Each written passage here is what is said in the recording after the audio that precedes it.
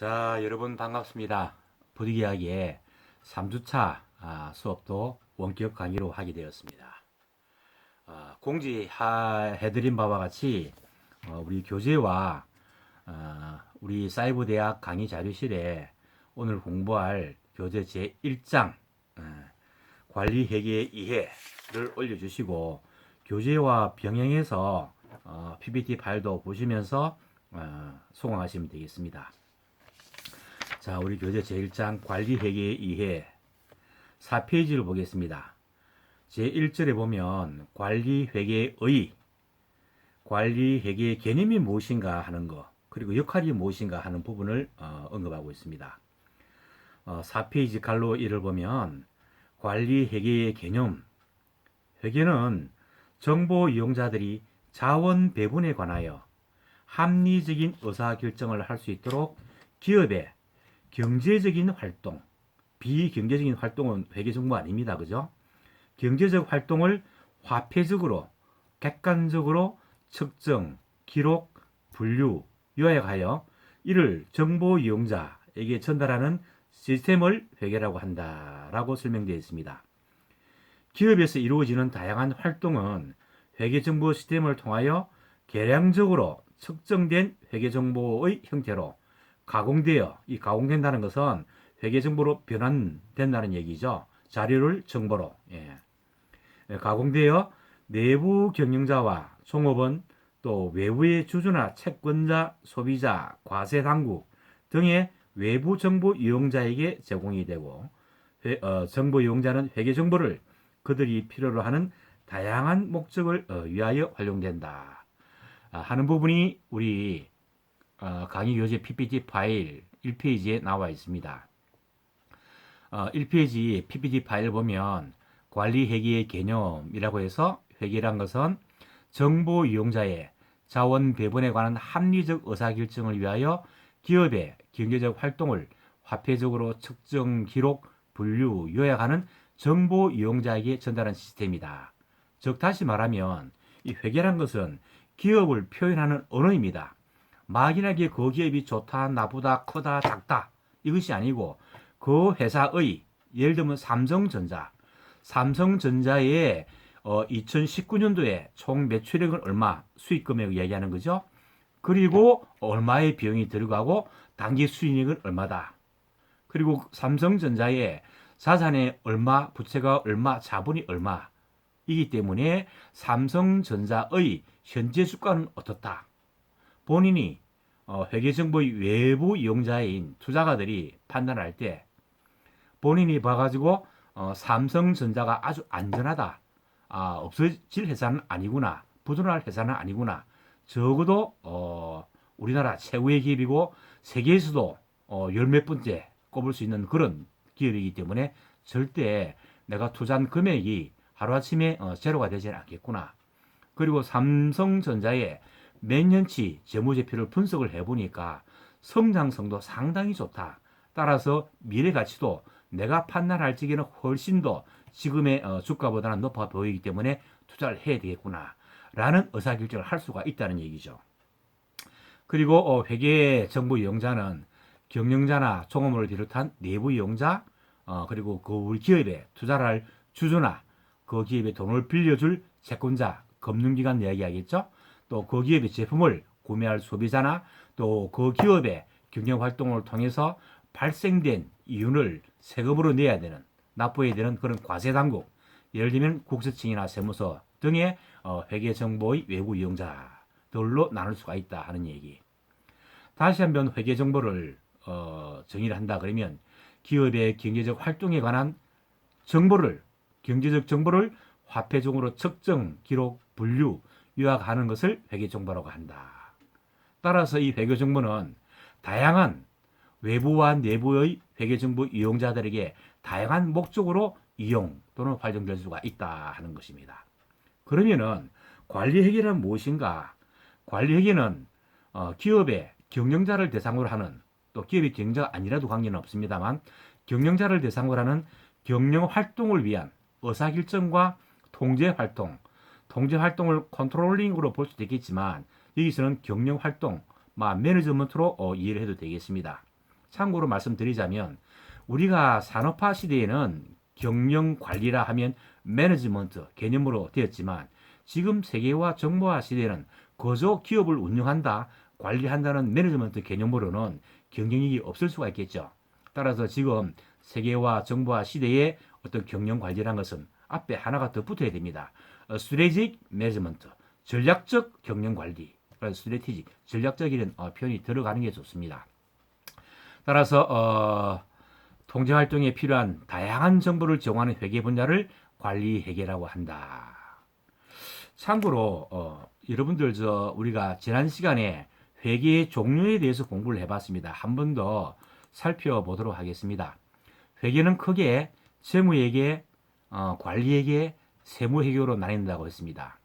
재무회계라는 것은 기업의 경영활동에서 발생되는 회계 정보를 정리하고 분류하고 인식하고 기록해서 재무제표라는 회계 보고서를 통해서 이 회계 정보를 필요로 하는 기업 외부에 보고할 목적으로 작성하는 그런 외부 보고를 위한 회계의 주목적이 바로 재무회계의 목적이다라고 말씀드렸습니다. 따라서 즉 재무제표를 작성해서 보고하기 위한 회계 분야가 재무제표다. 예를 들면 그 기업의 매출액이 얼마다 또는 당기 순이익이 얼마다, 자산과 부채와 자본은 어떻게 구성되어 있다 하는 것들을 얘기합니다. 따라서 기업을 판단할 수 있는 객관적인 화폐 단위의 정량적 회계 정보를 외부 이해관계자들의 합리적인 의사결정을 할 수 있도록 도와주는 것이 바로 재무회계다. 따라서 재무회계를 작성하는 것이 재무회계의 기본이 되는 것이다. 또한 재무회계에 의해 작성된 재무제표는 모든 회계의 기본이 됩니다. 재무회계를 외부 이용자들만 보느냐? 그건 절대 아닙니다. 내부 이용자도 봅니다. 활용합니다. 이용합니다. 하지만 재무회계의 주 목적은 외부 이용자들을 위한 보고서이다라고 생각하시면 됩니다. 또 하나 관리회계. 관리회계는 재무회계와는 달리 기업의 내부 이용자들을 위한 회계입니다. 이 관리회계는 원가회계와 관리회계로 나누어서 분류하기도 합니다. 관리회계는 한마디로 기업의 경영자들의 의사결정을 요즘 정보화 세계화 시대는 전략적 의사결정이라고 해야 되겠죠. 전략적 의사결정을 돕기 위해서 작성하는 회계이다. 또 처리하는 회계이다. 그러므로 경영진을 비롯한 의사결정자들의 특정한 요구에 맞는 보고서를 작성하게 됩니다. 그래서 관리회계 보고서는 일반적인 재무제표처럼 특정 회계의 기준을 따르기보다는 기업의 경영관리의 필요성에 따라서 작성이 됩니다.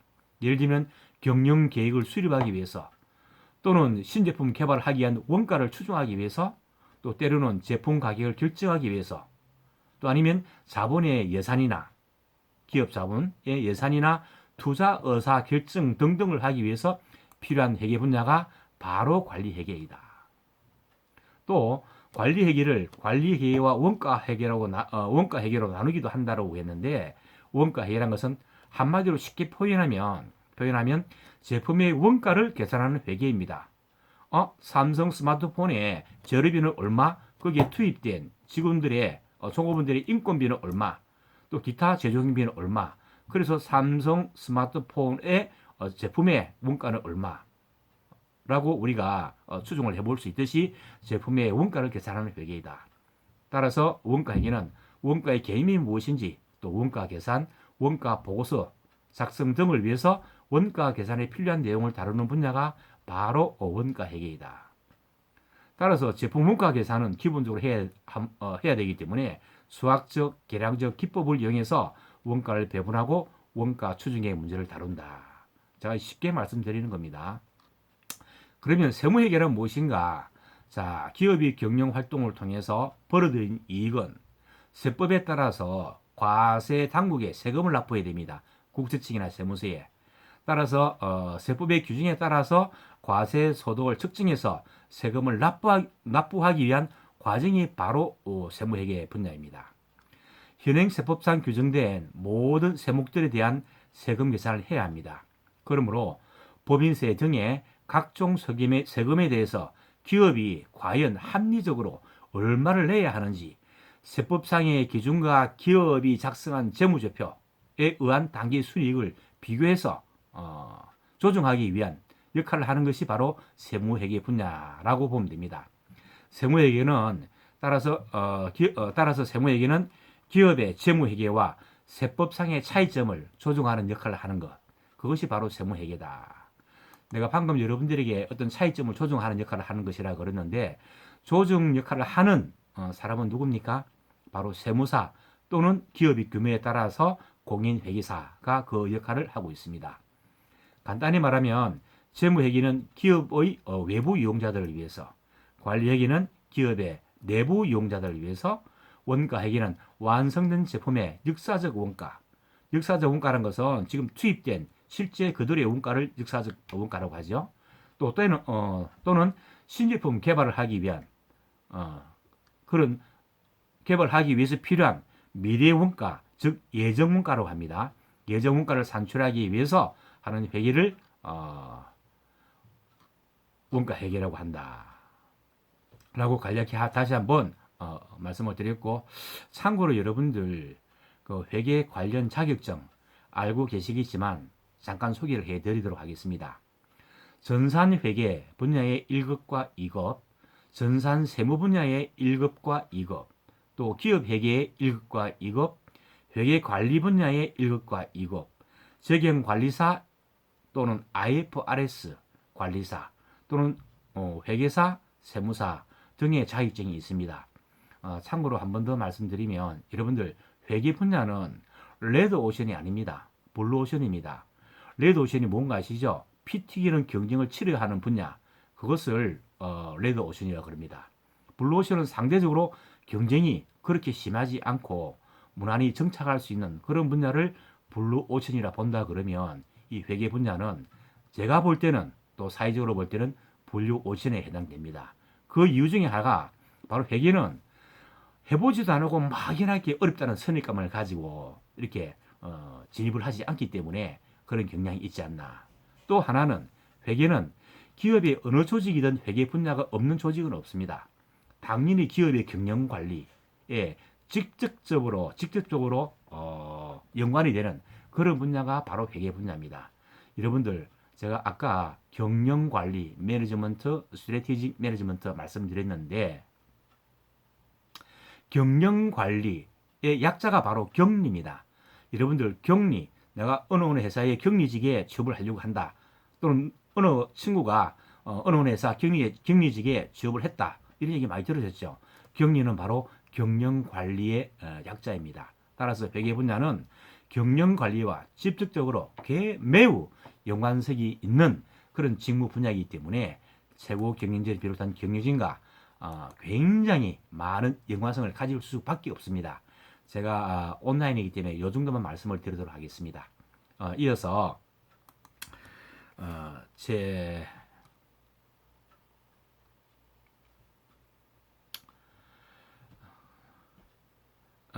우리 PPT 파일 제1장 보면, 자, 정보 이용자는 최고 경영자, 관리회계의 정보 이용자는 최고 경영자를 비롯해서 부문 경영자, 팀장이나 부장, 과장 등을 얘기를 하고, 또 때로는 현장 경영자 등의 의사결정자들이 필요로 하는 회계 정보 분야가 바로 관리회계이다. 다음에 경영 활동에도 꼭 필요한 그런 분야이다. 우수한 인재를 채용하기 위해서, 또 교육하기 위해서, 또 때로는 제품을 생산하고 판매하기 위해서, 또 때로는 신기술을 개발하고 기업의 이미지와 제품을 광고하기 위해서. 요즘 기업 이미지 이야기가 나왔는데, 요즘은 브랜드 경영, 기업의 상호나 상품의 브랜드의 가치를 올리는, 기업 이미지를 올리는 그런 브랜드 경영을 많이 하고 있죠, 참고로. 그리고 궁극적으로는 기업의 경영 목표인 이윤 창출, 이윤 추구의 목적을 달성하기 위한 합리적인 의사결정을 하는데 꼭 필요한 분야가 바로 관리회계 분야이다.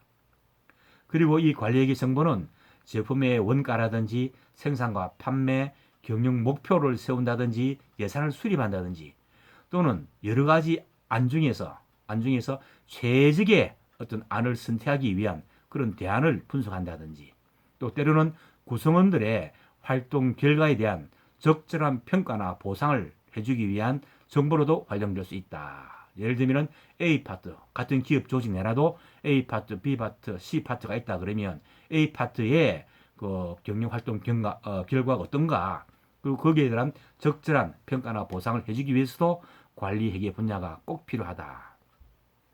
따라서 관리회계 정보는 경영 계획을 수립하고 통제하기 위한 그런 활동에 관한 경영자의 다양한 의사결정을 하기 위해서 매우 중요한 역할을 하는 것이 관리회계 정보이다 라는 것을 말씀드립니다. 다음 우리 교재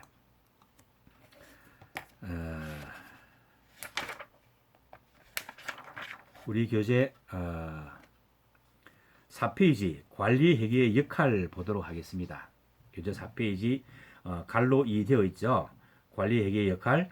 일반적으로 회계 시스템이 생산하는 정보는 기업의 이해관계자를 위한 경영 활동의 기록, 스코어 키핑이라고 그러죠.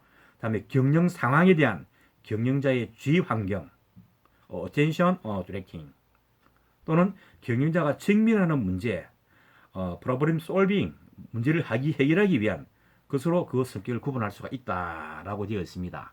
5페이지 관리회계 시스템은 기업 내부의 정보 이용자인 경영자의 경영 계획과 통제에 관한 의사결정에 아주 유용한 정보 제공을 목적으로 한다. 따라서 관리회계 시스템은 경영 활동에 대하여 경영자가 시간과 노력을 집중하여 통제해야 할 사항을 파악하거나 경영자가 인식하고 있는 다양한 문제를 해결하는 데 매우 중요하고 필요한 회계 정보를 생산해서 경영자에게 제공하는 것을 보다 중시하게 된다. 이것이 재무회계와 관리회계의 중요한 차이점이라고 볼 수가 있겠죠. 그림 1-1을 보도록 하겠습니다. 보면서 자, 기업 내부의 경영자가 필요로 하는 그런 정보들을 경영계획과 통제를 위해서 정보를 생산하는 것. 다시 말하면 제품 원가 계산 부분 또는 내부 경영자의 전략적 의사결정을 하기 위해서, 또 때로는 조직 구성원들의 성과와 또 그에 대한 평가를 공정하게 하기 위해서도 관리회계는 필요로 한다 하는 것. 5페이지 두 번째 문단 보겠습니다. 관리회계는 경영자가 수행하는 다양한 경영 활동을 지원하기 위해서 그림 1-1과 같이 주로 제품원가 계산, 경영계획과 통제를 위한 각종 의사결정 및 경영 활동의 성과 평가에 필요한 정보를 생산하고 이를 활용하는 회계 시스템으로서 그 역할을 수행한다라고 되어 있습니다. 자, 관리회계는 먼저 제품 원가를 계산하고 매출 원가를 결정하며 예산과 경영 통제, 성과 평가 등의 경영 관리 목적을 위한 아주 기본적인 원가 정보를 산출하는 역할을 수행한다. 다음, 관리회계는 경영자들에게 일상적인 경영 활동의 계획과 통제를 위한 정보뿐만이 아니고 기업의 전략 그리고 목적에 관한 장기 계획이나 경영 정책의 수립 또는 비경상적인 우발적으로 일어나는, 그죠? 우리 정부화 시대는 변수들이 굉장히 많죠. 지금 이 코로나 바이러스로 인해서 전 세계 경제가 굉장히 비정상적이고 비경상적인 그런 상황을 겪고 있습니다. 이런 시기일수록 관리계는 굉장히 중요한 역할을 할 수 있다. 그러한 비경상적인 의사결정에 필요한 정보를 제공한다. 관리회계는 또한 경영자의 의사결정에 의해서 기업의 구성원이 수행한 활동의 결과를 측정합니다. 어느 누가 얼만큼 기업의 이윤 창출을 위해서 성과를 제공했느냐라든지 이런 거, 그리고 결과를 측정하고 경영 목표와 비교해서 평가한 차이 분석 정보를 경영자에게 제공합니다. 경영자는 관리회계가 제공하는 성과 평가 정보를 이용해서 경영 계획을 수정하거나 또는 구성원에 대한 보상의 정도를 결정하는 등의 경영 활동을 효율적으로 수행할 수가 있다라고 되어 있습니다.